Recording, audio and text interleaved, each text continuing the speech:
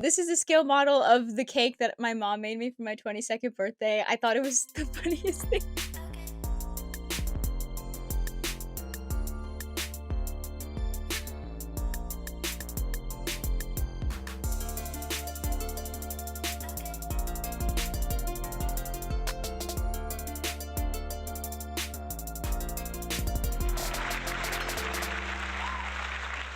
Hi everyone, welcome back to the Girltaku Show. Today we have a very special guest with us. We have Evelyn, aka Tamakid, as you might know, on social media.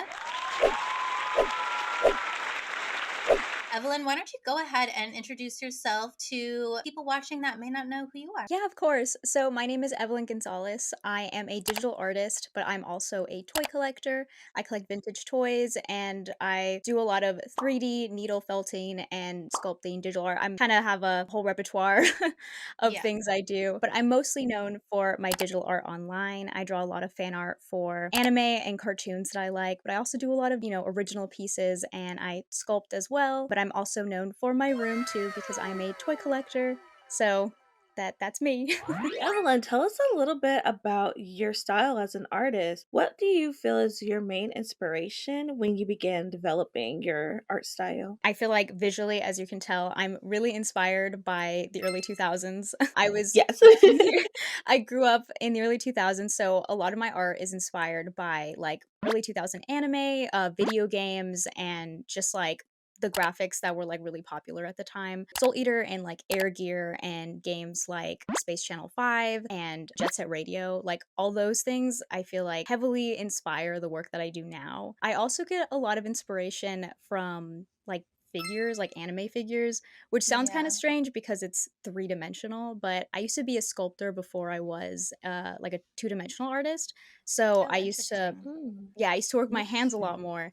And so I would take a lot of inspiration from like the 3D kind of scope. So I have a lot of figure catalogs, which are just these books that have like anime figures and people who make garage kits. And I would take those for reference and I would like look at the way, because they have really dynamic poses and the way lighting hits like a three-dimensional object is a lot different than it would for a two-dimensional object. But I actually kind of like to mend the idea of two-dimensional and three-dimensional in a lot of my pieces. So I kind of mess with that as well. That's really cool. I think Love that. your art style, it really resonates with who we are because we grew up on the early 2000s, like Yeah. Y2K, like that's Yeah. a very much our era. It's so really cool to see it kind of like coming back in Mhm. like an even cooler, cuter Yeah. way. I would say like the biggest thing that feels different about now is that I like to incorporate my own kind of like experience almost. It's very inspired by the early 2000s, but you get to see a lot more like diversity in things, right? Like you get to see like anime girls, but you can add a lot more diversity. You can add a lot more like newer aspects to them that were probably something you couldn't really add before, which kind of gives it Yeah. like a new flavor that I really like. Yeah, I think flavor is a really good word for that. And we can Mhm. see just by your collection the wide range of things that you're into. Yeah. What top 5 fandoms would you say you're a part of right now? Any series that you're, like, obsessed with at the moment? In terms of series, I have a top 5 in general because they never really go away. I'm like Right. the type of person who if I fall in love with a show, I'll rewatch it like 10 times over. Over and over and over, yeah. Yeah, and so Mhm. my absolute favorite magical girl anime of all time is Princess Tutu. I don't know if you've ever seen it, but Oh my god. We're about to be besties. Yeah, Princess Tutu is, like, my all-time favorite magical girl. I mean, it's up there, like, top 5 anime for me in general. I saw it when I was really little, and I was like as a kid, I was like, "Wow, this is, like, amazing." Like, I remember being so enthralled by it, and then, when you're older, you're like, "Oh, let me rewatch this show, like, I liked as a kid, maybe it's not that good," you know? I rewatched, I was like, "This still goes so hard. Yeah. This is still a really good show," and ever since then, I've been on, like, the hunt for Princess Tutu merchandise. I'm always looking for stuff. It's just a more unconventional magical girl anime. I feel like people don't talk about it as much, and I'm like, I feel like people need to get on it. It's Yeah, really good. I don't think I've ever heard anyone talk about it Yeah, before it's now, Love Princess Tutu. and I'm yeah. just now learning that Lo's a fan of it. The concept is kind of hard to sell where it's like it's ballet themed. It's like a ballet anime. It's like also like very fairy tale fantasy like. And so people are like, I don't know if I'd be into that, but like it's written very well. That one's definitely a top one for me. I also love Tiger and Bunny, which I feel like is another one people haven't Mm. seen as much. It's But also kind of like niche, yeah. yeah, it's almost a niche one, but I feel like it shouldn't be because My Hero Academia is another flavor of that. For a while, I was really into My Hero Academia, and when I watched Tiger and Bunny, I was like, this is a very similar concept. Like, if you really like the concept of Mhm. superheroes in the modern world kind of thing and like their take on it, Tiger and Bunny is a really good one to check out. The only difference is that they're all adults, like, they're all just grown-ups. The thing that really got me is that like the concept of brands or is like Mm-hmm. brands and Mm-hmm. sponsorships is like a legit Mhm. part of the story, which I really liked. I feel like that's what a lot of people are asking for is like more adult Yeah. characters and adult storylines in anime. And I'm Yeah. like, it's out there. Honestly, that's what sold me when I was like, this anime is about I think he's 35. The main character is a 35-year-old widowed dad. And I was like, what an unconventional main character. That's for all the Tiger and Bunny fans out there. um, All three of you. all Typical. all three of you. I mean, another really big one, Mob Psycho 100. I feel like you can Mm-hmm. never go wrong with Mob Psycho Mhm. 100. I feel like that one to me has like the trifecta of everything in a show where it's like a comedy, it has really good action, and it also has like a really heartfelt characters. I feel like when you have all three of those, I'm like bound to really like it. Yeah, like Signed, Still Delivered. Yeah. And you're also, because I know you're multi-fandom, because I've definitely seen your Monster High art. So, Yes, I am. are there any? Are you like in your "Ooh, I'm just gonna like rewatch cartoons" era? Like I'm Yeah. currently rewatching Amazing World of Gumball. Oh, I love that show. Yeah, I am super multi-fandom. I was, like, a huge cartoon kid, like, up until I was, like, 18. I kid you, I did not stop watching cartoons. At the moment, I've been rewatching, all of Scooby-Doo, which like, all the That is so Scooby-Doo random. movies. I'm a really That's so real. really, really big Scooby-Doo fan, which is, like, something I never expected. I've seen Scooby-Doo my whole life, and then one day I was like, "I like this a lot more than I thought I did." Yeah. You know, I was because I started forming, like, opinions on the characters, and my friend's like, "I didn't know it ran that deep," and I was like, "It kinda does." No, Scooby Doo's like those shows that everybody has seen and Yeah, everybody like, kind of enjoys. But I yeah, wouldn't say I've ever like right? known a Scooby Doo fandom Yeah, like, who's to like actively exist. who's actively talking about, like, the characters? I'm, like, a Scooby-Doo fan, like, Fred is my favorite. You know, like, I have, like, favorites, and I know why, and I like different iterations of them and everything, and recently I just I love that. yeah, and then I have, like, a little corner in my room because I used to collect the, DC used to have, they had the licensing to Scooby-Doo for a little while, and they made comics, so I have all the Scooby-Doo comics from DC back from, like, 2005, Wow. I think. So I have those hanging in my room. I have like little dolls of them. And I was like, yeah, I'm definitely a fan. I saw the Scooby Doo dolls in Yeah. your room tour video. Yeah, the little tiny dolls. I think they're Mhm. so funny. And then yeah, Monster High is definitely like I think I had one Monster High doll as a kid and we broke it, which was very unfortunate. And Monster High dolls are very expensive now if you want to like rebuy them. They're not a cheap thing Yeah. to get your hands They're on. Yeah.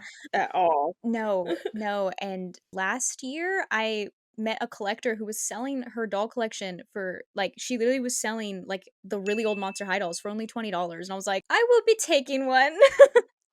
Comic Con last year and the year before that, they had like these super expensive, super special edition Monster High dolls. And I was Yeah. like, I had no idea it was that serious. Yes.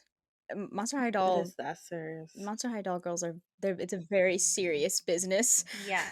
Because I feel like They don't play. Monster High is No. just like a little bit before my time, just like a few years before my time. So I Yeah, was never really in that era. So I was yeah. like, I did not know it was this serious. The Monster High girlies go hard.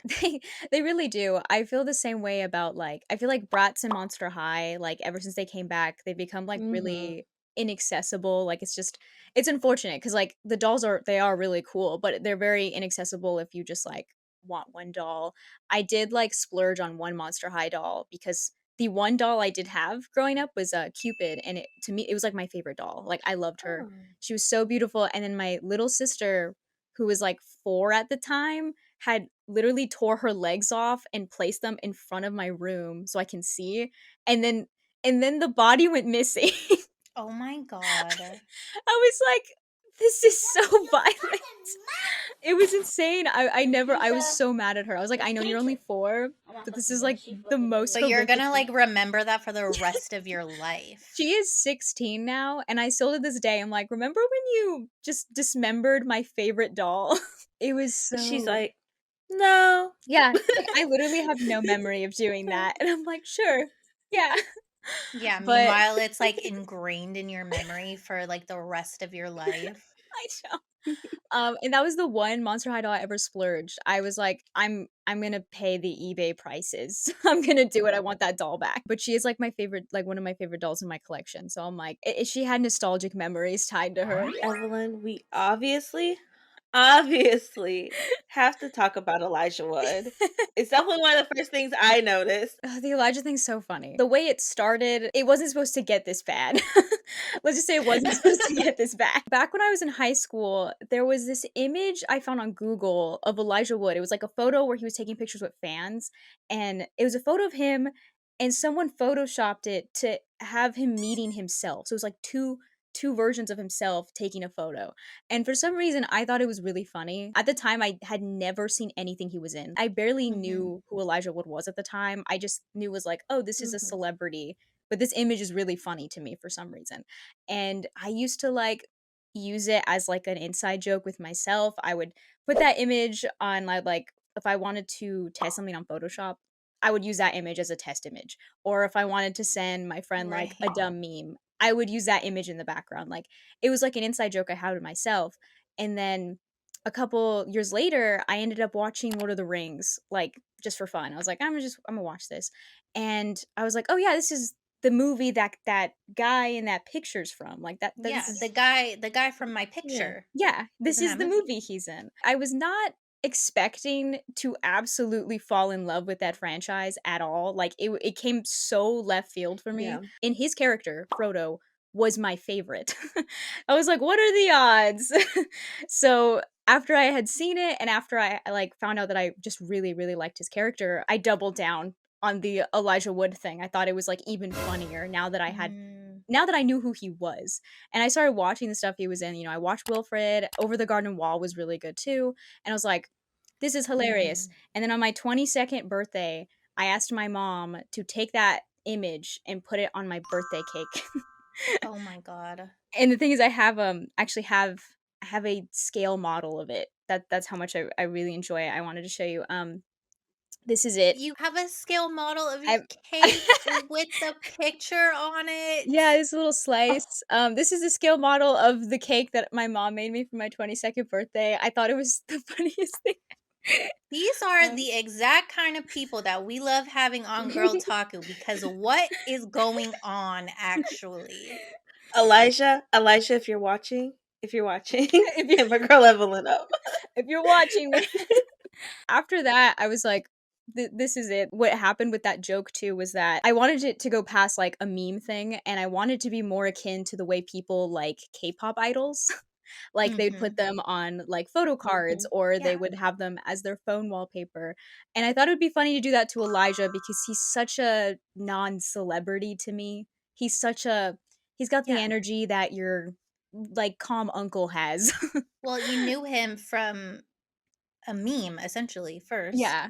Yeah, and I was like and now he's just this staple, this icon to me, you know? And I do really like the stuff he's in though. Like he does seem like a very chill guy, Right. you know? So I thought, you know, that's kind of fun. And the thing is Elijah Wood as a person, I know he does like a lot of weird things. He's a DJ in case anyone knew that. We sure did not know that. Yeah, he's a DJ. He's a family man, a father. Right. So You picked the right person to stan, basically. Like Yeah. Elijah Wood is like your bias, as they say in the yes, K-pop world, I yes, think. he's my You know, bias. he's in no drama, just Yeah, chilling. no trauma. Sometimes DJs, takes Yeah, his kids to soccer just like everyone He's else. just yeah. the guy I'm in a picture meeting himself on your scale model of your birthday cake, like he's just down to earth, like yeah. real. Yeah, we get My it. favorite really my favorite fact about him is that after he did Lord of the Rings, like his cash cow, like the thing that put him on the map, immediately after, the thing he followed that with was Spy Kids 3 Game Over, where he just I'm where he trying had a to I envision. can cameo. see it. I see No, I'm it. trying to envision his character because I've definitely seen the movie. Yeah, he was a cameo for only a little bit where he's the guy. His name is literally the guy. So he shows up on screen and then instantaneously dies. We're gonna have to roll the clip. I'm the guy. The real guy. Let's go with this unlimited level and show it who's boss. Are you with me? Yeah! Stand aside.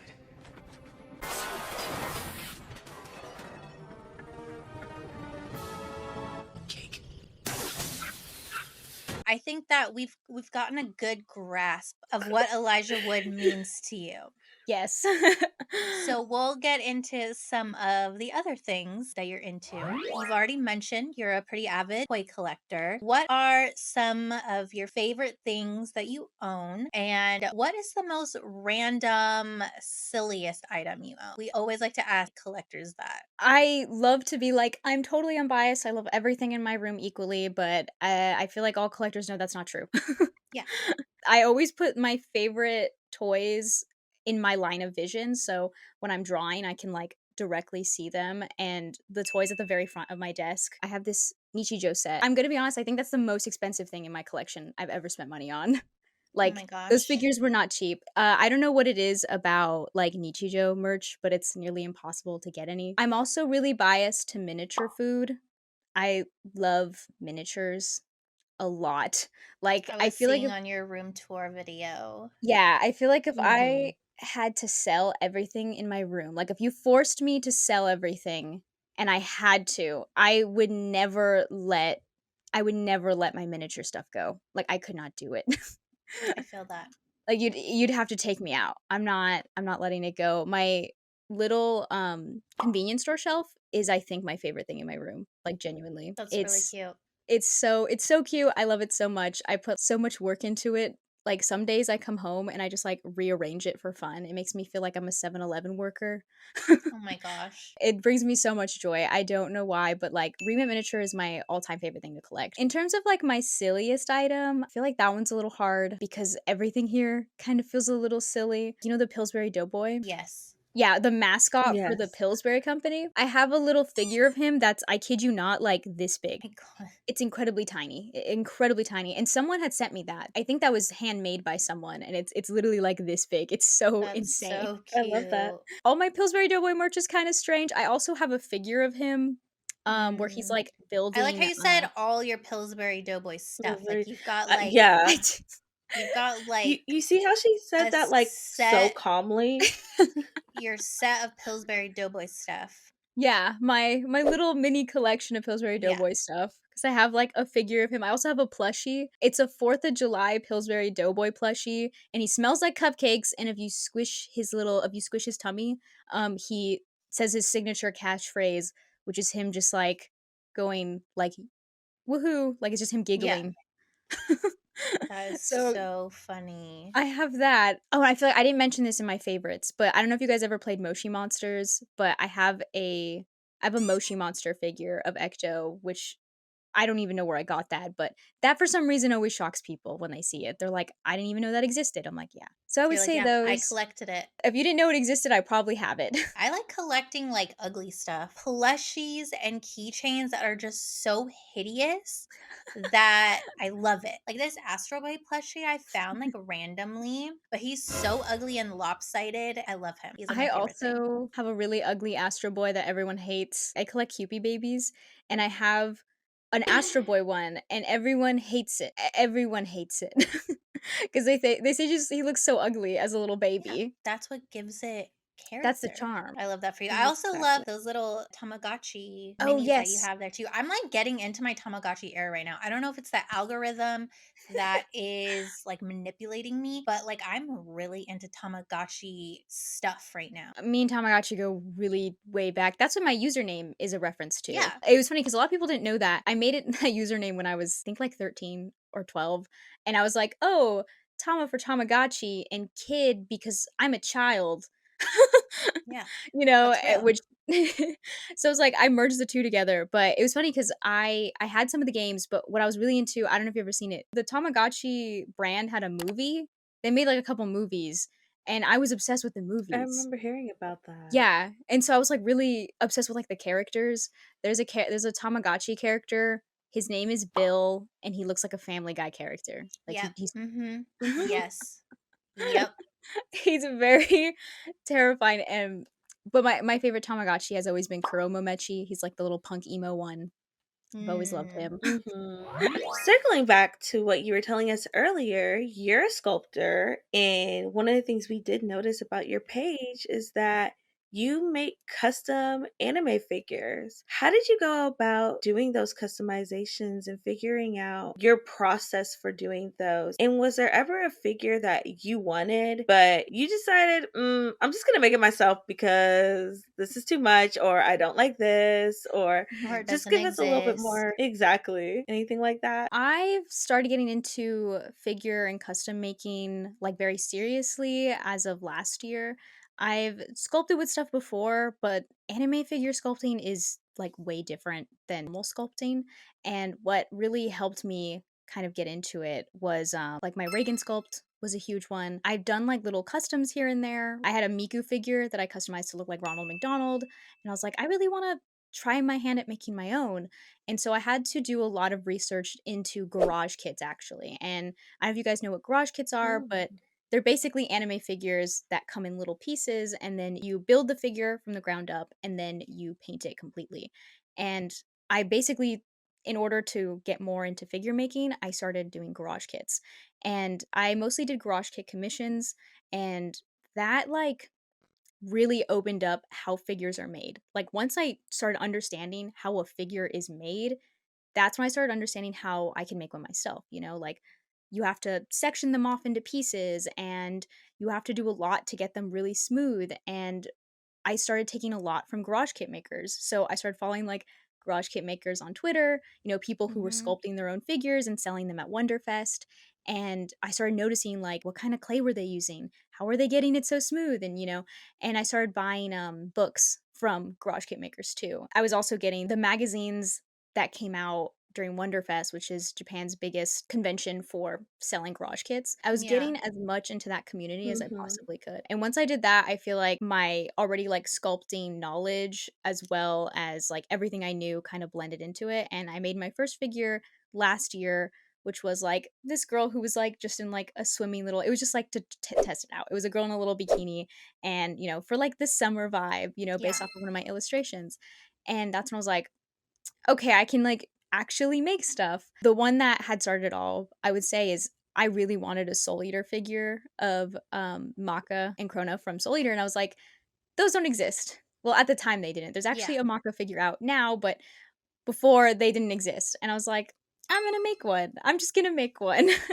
And I kept one for me and I sent one to my friend. And I was like, I could just I could just make figures. Like Yeah. there's so many of characters that I love that don't exist. Or you can just custom make them too. Like you can get a base of another figure Yeah. and customize on top of that. So I've done like commissions like that before and stuff. I unfortunately don't have a lot in my room because I ended up doing mostly commissions for them, but the ones that I do have, I am very fond of. I feel like when you make something and then have it in your collection, it feels so unique and so like I made this. This is truly Yeah. something that no one else has because I Mhm. made it. And I really love that. And I think figure making is definitely something that re-sparked my love for art. It's really cool to just be able to like just to have the aptitude to like teach yourself how to do something, especially something that's one creative and two takes a lot of actual skill to be able to do well. Like Lo said, the Reagan one, I've seen the Ronald McDonald Miku. Especially That's if so like there's a figure awesome. out there and like you want it and somebody's selling it for like $300 and you're like, I'll just make it myself. Or like you said, there's not one out there. Why be sad, Yeah. depressed, waiting when I could just make it? Yeah. A lot of times they just don't exist. Evelyn, you also do a lot of vlogging. What is the most fun or exciting thing you've gotten to do as a creator? Hands down, it'd have to be going to DesignerCon. I don't know how much people know of this convention because I didn't even know it existed until I was invited. But a couple years ago, Pop Mart, the toy company, had invited me to this place called DesignerCon. And I was like, I don't know what this is. But I checked it out and it was a convention for artists who make toys. So it was like for oh, toy artists. interesting. And I was like, Oh, "Oh." cool. Yeah, I was like, "I didn't even know that existed." So I went that year, and it was so fun, and then I went the year after, and then I also wanna go this year. It's, usually around November or December every year, but it's literally just a convention where artists who make their own toys just sell them, and it's for well, it's not just toys, it's for anything design related, so if you make clothes, if you make, I don't know, bags, anything you've designed and Yeah. created, you could sell there, but it's a Yeah. pretty much a huge toy convention by artists for artists. And every time I go, like, I get invited by Pop Mart, so I get to stop by their booth, but I also get to just go around and like vlog all the toys and all like the really cool stuff. And last year was really great. I try to talk to like every artist and ask about like why they did their art piece and everything. It's a really like for me my favorite convention to go to because it's one not super packed, it's not like Anime Mhm. Expo where you're just waiting in lines. The panels are literally held out in the open so you can join at any time. So it's not super crowded and sometimes really famous people go. Jack Black went one year, which was kind of Interesting. crazy. Oh, wow. Yeah, and then the creator of Invader Zim was also there last year. So I was That's like, really oh, cool. yeah, and so like That's so a cool. lot of like cool people show up and I'm like it's a really fun convention. I like highly recommend it. That's also where I got my Monster High dolls for an incredibly amazing steal. People like thrift stuff there too, like collectors like Yeah. thrift their stuff. There's some booths where people are just selling some like older vintage toys and you can always get like a really good deal there. If you like enjoy art pieces and you want art pieces and you are a toy collector, this is like the place to Yeah. be. Like It this is it. sounds like your thing It's my for sure. heaven. I was like, I didn't even know this exists. It's the best, it was really great. And then you have really big toy companies That's like awesome. yeah, huge toy companies like Tokidoki show up. I know Oh, wow. yeah, Bandai, Good Smile Company, they all have booths there, so you can all like check out manufactured toys there too. So it's like best of both worlds. You get like small indie artists, you get really big companies to sell their toys. It's the best. That's awesome. That's really cool. It is now everybody's favorite time of the Girltaku Show where we do our games and activity segment. Today we are playing Gartic Phone with Evelyn since she is an amazing digital artist. For those that don't know what Gartic Phone is, it's basically a combination of Pictionary and telephone. I won't over explain it because you'll be watching us play it. We also have Carrington joining us for this game. For those that don't know, Carrington writes all of our blog posts on girltaku.com. Hi. That's right. All right, are we ready to play? Yep. Ooh. I'm ready. I'm fired up.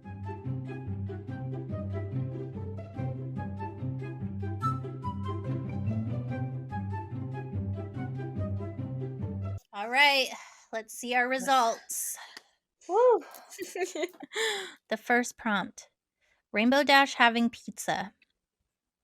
Carrington. Okay. Beautiful, beautiful. Is giving. Mhm. Rainbow Dash eating Yay! pizza? Question mark. Oh. Yo, that's so good. Wait a that's minute. drawing. Wow. We're already getting ate up. That looks like a meme that would be on Twitter. Like actually, I can forgot you it, say but I forgot she had teeth. I feel like ponies have teeth, but I didn't know how to draw that, so All right, next one. Wilt slam dunk. See, I was like, what do I do with this? Okay. It looks good. Okay. I'm so sorry. I That's really good. That looks really good. That's actually the plot to Slam Dunk. Like that's like spoiler alerts. That's actually what happens in Slam Dunk. Actually, It's a little It's guy. He's a perfect. little guy. Alright. Which Next is so one. funny because when I said Wilt, I meant Wilt from Foster's Foster's Home. Oh, that's actually kind of funny. That I is was like, so what funny. the fuck is a wilt from Slam Dunk? Next one. Pig with pigtails, the hair. Yay! Very cute. I like it. Pig girl with pigtails. Yo, I kind of Okay. Okay. It's Okay. giving Peppa Pig realness. It does look like Peppa Pig, but she got her hair done. It looks good. I'm open for commissions. All right, last one. Pochita eating pizza. We're on like the same wavelength. The tongue is killing me. I'm so sorry. You both look pretty good. I think it works. Lo, that's a freaking penis on his head. That's a dick, dude. I think the Oh my pizza looks gosh. I really did the good. best I could. I was trying to have him sit and eat, but then it didn't go out, and I was like, "Well, The It's pizza good. looks good. Okay, now that we've kind of got our bearings, we got the flow of it. Now let's get a little bit more creative. Okay, next round. This is like a real round.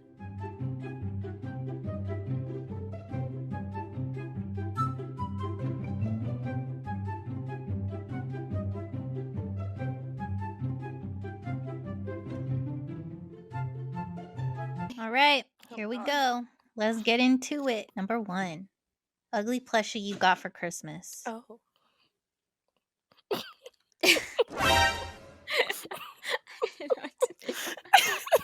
What the fuck? Oh. listen, Wait, I wait. was going to." Wait, but this also could be a depiction of that scene. That's Like true. that person is holding up an ugly plushie and you're crying. Oh, you're right. Because it was because horrible. it's so Christmas ugly. That is still your girl.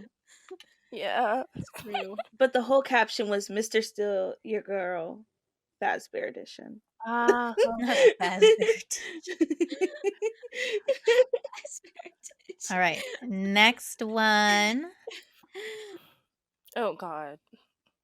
Jake the dog takes on New York City. Oh. Girl, the hell, boy? girl. That's the Big Apple. It's Oh. supposed to be the Big Apple. I tried.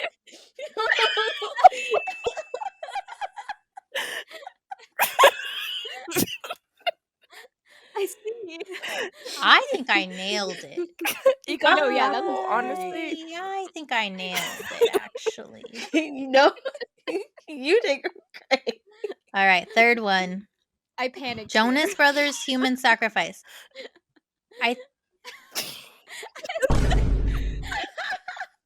Yeah. Wait. But you- Wait. They ask you how you are. Oh my You just God. say you're fine. It's not really fun. You just It's the way that Carrington still finds a way to kind of like connect it. Kinda. still Yeah. be in that realm. That's so funny. Everything is fine. They're both really good. They're both really good drawings. Goku Sailor Moon Oh. transformation. Okay. Yeah. This one.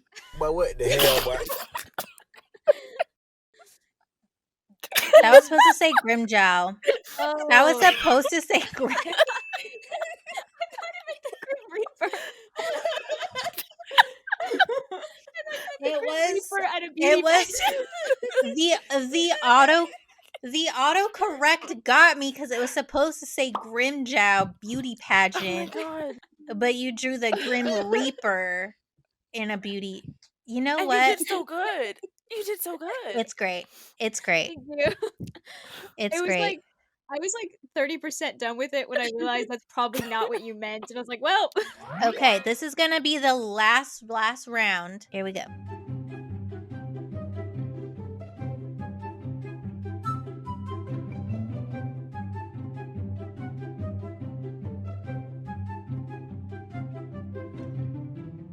Here All we right, go. let's get into it. Number 1. Gojo and Geto wear matching sweaters. Ah. Ew! Girl, why do you keep drawing penises? 2 guys in bad Christmas sweaters. The image They're looks supposed to be incredibly puking. similar still. Listen, I'm just drawing the best I can. All right, Great. next one. Steven Universe Dance Battle. Mm. Okay. I was very proud of this. No, it made me so Damn, that happy. That's really. so good. I don't know what character that one was. It sounded pink. It's you know what? It still turned out. Mhm. It's giving like FNAF mini game Mhm. artwork.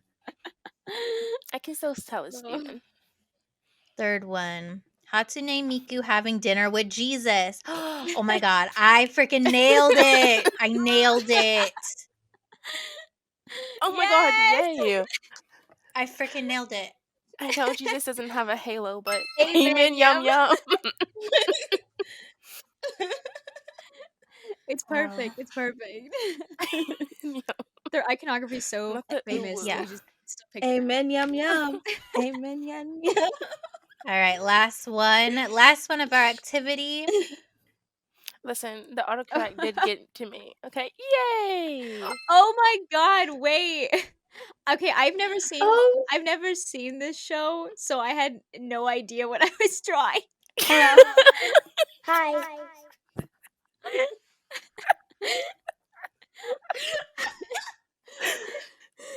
You Wait, know, but they're like kind of like who's so cute though? Anya is so cute in this. no, I think we poor did Kotaro. pretty good. I'll Yeah, say. it still turned out pretty good.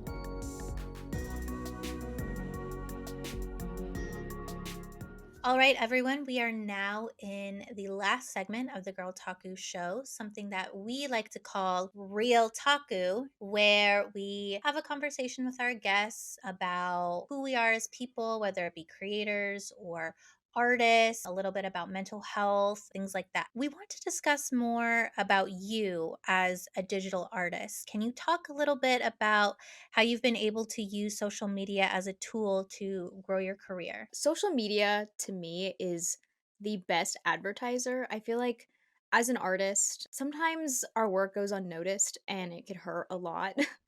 Yeah. And one of the things is you have to remember that it doesn't value or reflect your art. A lot of the times, social media is mostly a really big advertising platform. And for me personally, I have used that as a way to advertise my art quite a bit.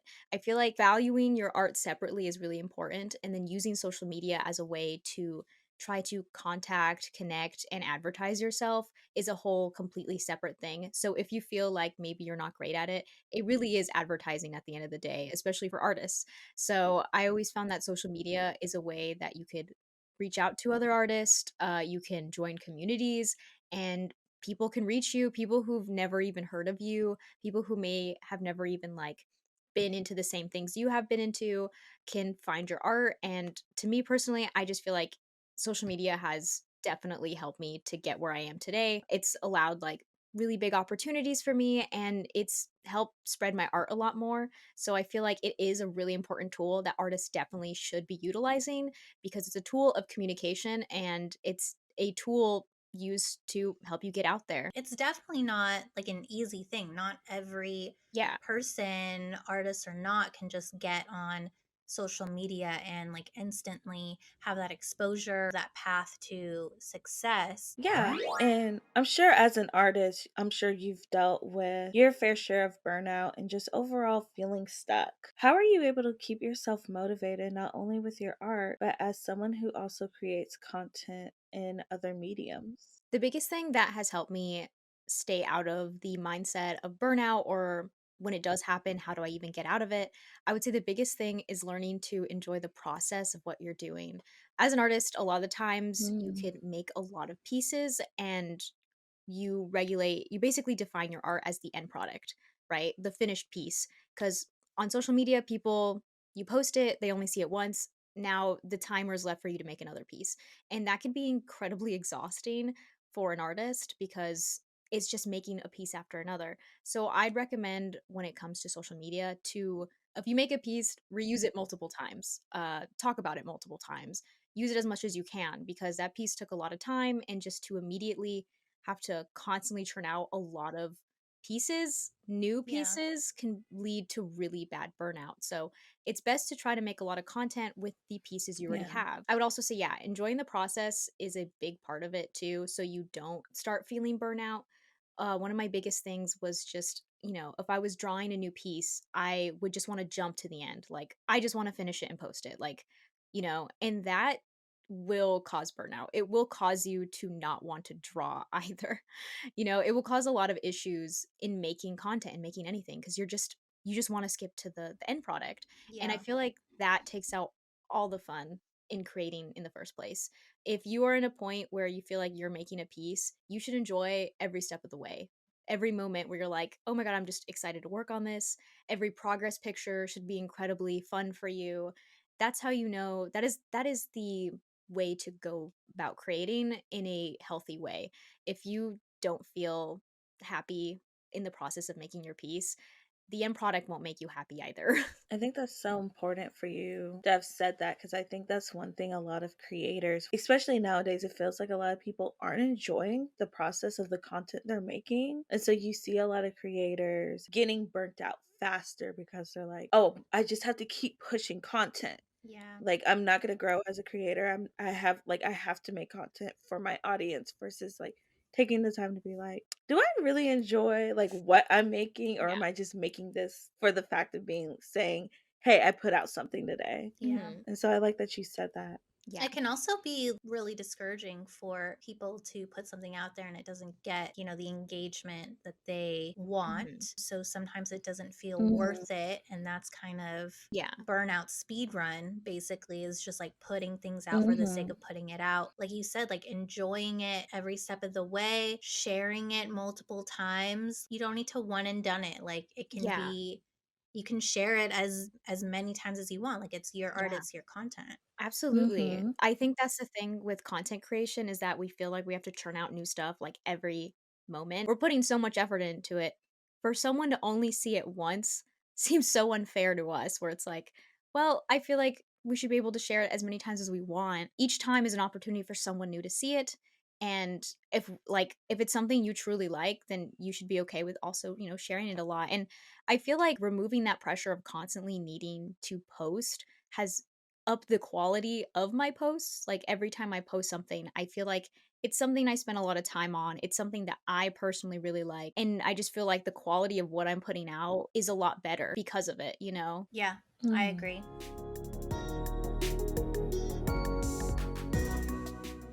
That is all we have for today. Is there anything that you want to say before you go? Well, first of all, thank you for having me. I had like such an amazing time. Check Yay. out my YouTube channel. I'm very proud of that. I have a new room tour coming out soon, so I'll be expanding on that. And I also do like a lot of garage kit stuff on there. So if you want to get into garage kits, which I know a lot of people do, I have a lot of tips and I show the process on how I do that as well. Watch Princess Tutu and have a good day. And Stan Elijah Wood. And Stan Elijah Wood, obviously. Thank you, everyone, for tuning into the Girltaku Show. We will see you next time. Bye, y'all. Bye.